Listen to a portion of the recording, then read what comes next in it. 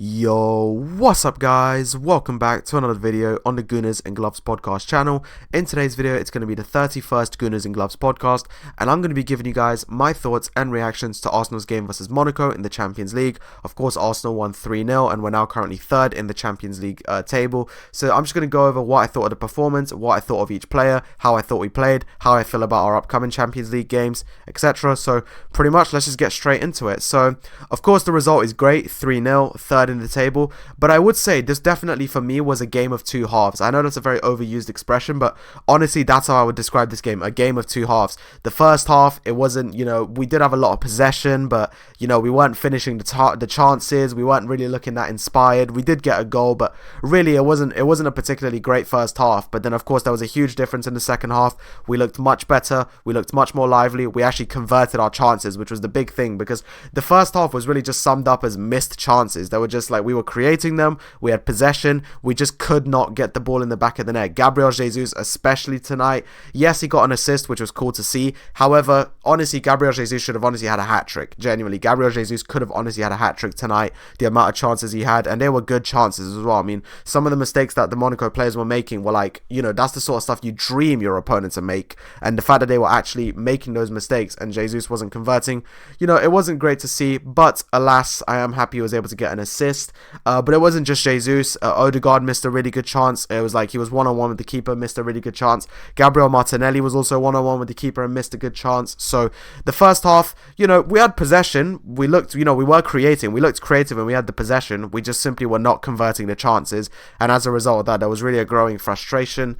However, the second half was much better as we were actually able to convert the chances and also just look a lot more, organized and just looking good. But alas, let's get into the game. Let's go off into how it started. So the first goal was, of course, scored by Bukayo Saka. So Miles Lewis-Skelly actually had his first start tonight in the Champions League. And I must say, I thought Miles Lewis-Skelly looked really good tonight. I was really impressed with Miles Lewis-Skelly. Honestly, really, really impressed. I think he's a brilliant talent and I'm just really happy for us to have him. And yeah, I thought Miles Lewis-Skelly looked really good tonight, and he actually played a big role in the first goal as well. So he puts in a really nice ball to Gabriel Jesus, and then Gabriel Jesus plays a very nice ball himself to Bukayo Saka, and then Bukayo Saka, of course he was never going to miss, taps it in, gets us going 1-0, and it's a really good start for Arsenal. I think it was about like the 30th minute or something, and as I said, by that point we'd already, by that point we already should have been on like 2 or 3 goals as it is anyway. Genuinely, like by that point we really should have been on like 2 or 3 goals, but again there were just loads of missed chances. So it was a relief when we finally just got the ball in the back of the net, because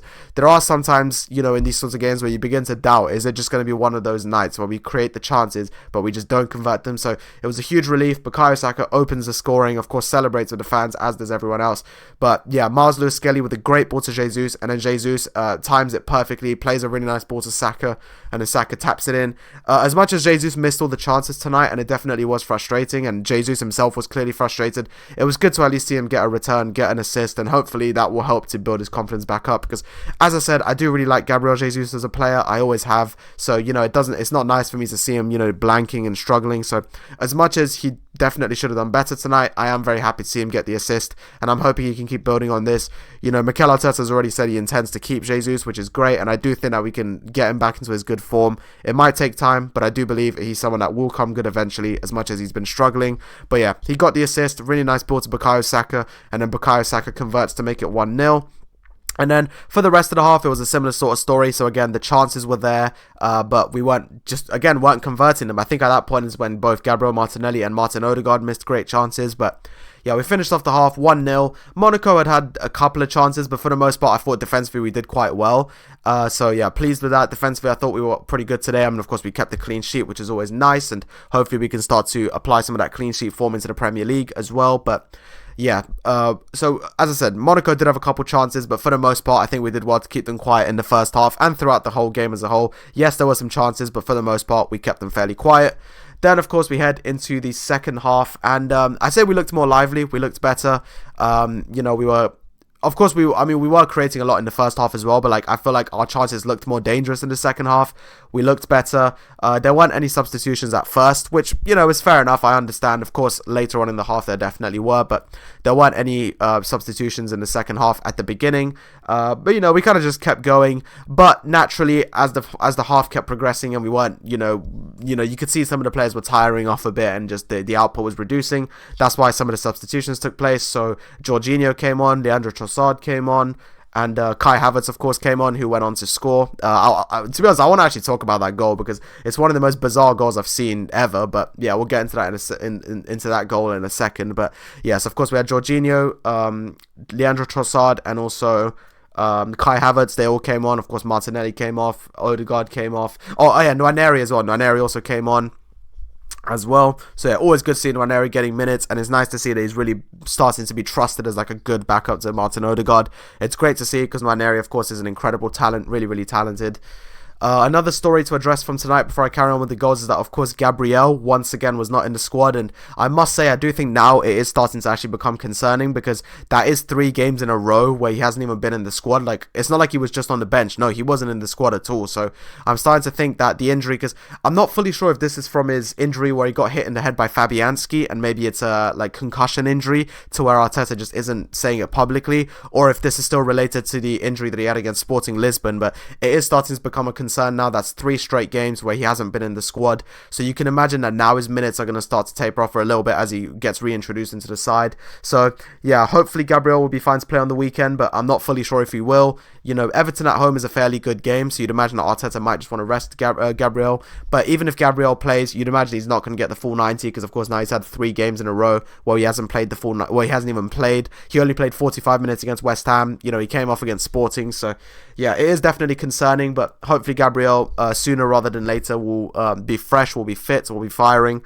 But yeah, I must say though, Saliba has done so well to step up in his absence. I mean, I said on my short and in my Fulham video, I thought Saliba was the man of the match against Fulham, and tonight he was brilliant again. Really good performance by William Saliba. Just so calm, so composed. Honestly, we're so lucky to have William Saliba. Genuinely, we're so lucky to have William Saliba at Arsenal. His composure, his calmness, just everything about him is just world class. Brilliant performance by him again. Kivior, I thought actually looked good tonight. I thought Kivior actually did well. Of course, Kivior has had his struggles in recent weeks, but to be fair, tonight I thought he actually did pretty well. He stepped up, he defended well, so yeah, good performance by Kivior as well. But anyway, getting into the second goal for Arsenal, so it was an absolute howler of a mistake by Monaco's goalkeeper. I mentioned the mistakes earlier and how we didn't actually get goals from those mistakes despite them being really good chances, but Bukayo Saka wasn't about to let this opportunity pass by, so Monaco's keeper with a really poor pass instantly gets dispossessed, and then Bukayo Saka shoots it into the back of the empty net, and of course he makes it 2-0. Cool to see, celebrate again with the fans, and it was just awesome to see. Of course, Bukayo Saka's form is just incredible right now, and for me, you know, I definitely wholeheartedly believe Bukayo Saka's world class. I know some people argue against it, I know some people don't think he's world class. For me, he's absolutely world class. He's a sensational player, he's so good, and once again he stepped up tonight, even went on to get the assist. When he scored the second goal, I was hoping that maybe he could get his first ever Arsenal hat-trick tonight, and to be fair, with the third goal, he wasn't exactly far off, but yeah, it'd be cool to see him get a hat-trick for Arsenal once, but honestly, what he did tonight might as well be a hat-trick. He contributed to all 3 goals, scored 2 of them, assisted the other, but yeah, terrible mistake by the Monaco goalkeeper. Saka dispossesses him and then rifles it into the net. He definitely put some authority behind that shot, and it was just really cool, once again, seeing him celebrate with the fans, and of course, hearing the fans chant the chants about Saka was just so cool. And yeah, he's just a sensational player, and he's absolutely world class. And once again, just like so many of our players, we're so lucky to have Bukayo Saka. And yeah, really stepped up tonight. Of course, at that point, the game became much more comfortable, really good after that. I mean, of course, you know, 2-0, I feel like 2-0, 80 minutes, it just became way more comfortable after that. Of course, some more substitutions came on. And then we get into the final goal, which, as I said, was a really bizarre goal. So the ball was pinged across to Saka, and Saka received it. And then he tried to volley it, I think. And it ended up, the thing is, it was a bit hard to tell. It hit, I think, either Havertz or the defender from Monaco. It seemed like it went off Havertz first, and then off the Monaco defender. But I think because the ball was on target anyway, the goal was given to Kai Havertz. So Kai Havertz was the one what's it called? Kai Havertz was the one who was awarded with the goal. It wasn't determined as an own goal. It was determined as a Kai Havertz goal. So, yeah, it was a bit of a bizarre goal, but a cool way to finish. Of course, Kai Havertz scores once again, which is fantastic. I mean, great to see. Really happy to see Kai Havertz scoring again. That's amazing. And of course, the whole audience was chanting the Kai Havertz chant, 60 million down the drain. Kai Havertz scores again, and of course that's always cool. I'm really starting to love the chants that our fans are doing. So of course, when Saka scored, you could very clearly hear, Bukayo Saka running down the wing, Saka. Hear the Arsenal sing Saka. So obviously that was really cool. And then when Kai Havertz scored, you could very clearly hear, 60 million down the drain. Kai Havertz scores again, and it's just really cool to see. I love to see how passionate our fans are about the players and how much we're chanting, and I think it's really having an impact on the players as well. You could see just how happy the players are, and pretty much anytime one of our players scores, the first thing they do, they run to the crowd, they blow a kiss at them, and it's just cool to see. It really, really is cool to see the relationship that the players are starting to build with the fans, and the relationship that Arteta's building with the fans as well. And you could tell that the fans really appreciate the players, and the players really appreciate the fans. But of course, from there, the game was wrapped up 3-0, a great performance. As I said, I will admit, the first half wasn't a great performance, but then the second half, it completely flipped. This is what they mean when they say that some games are just games of two halves. The first half was okay, but nothing really special, but then the second half was a much better performance. So all round, it was a decent performance, 3-0. This, of course, puts us third in the Champions League table, which is great. So that puts us in a good position. So as long as we get the 3 points in the next game against Dynamo Zagreb at home, then we should be qualifying top 8 quite comfortably, which is a great position to be in. With how many fixtures there already are and the fixture congestion, I think it's just nice to be able to avoid a game. And of course, that's what we're going to do by not having to play in the qualifying round. But yeah, that put a cap to what was a pretty decent performance. Yeah, so I forgot to mention Saka was credited with the assist for the third goal. So it's 2 goals and an assist for him tonight. A great performance, as I mentioned. But yeah, really, really happy with it. The team, they did well today. As I said, I did say before that it really could have been more goals, like 3-0. I feel like almost feels underrepresentative of how many chances we actually had. I think we genuinely missed like 5 or 6 big chances today, which, is definitely an issue. Don't get me wrong. And I'm sure that Arteta will look to address that tonight. I'm sure he will let the players know that, as much as you guys won 3-0, this could have been 6, 7, 8-0, because it genuinely could have, Jesus should have had a hat trick. Odegaard missed one huge sitter. Martinelli missed a huge sitter, so that's already 5 goals. So yeah, we honestly could have been looking at about a 7 or an 8-0 here, but it is what it is. This is life.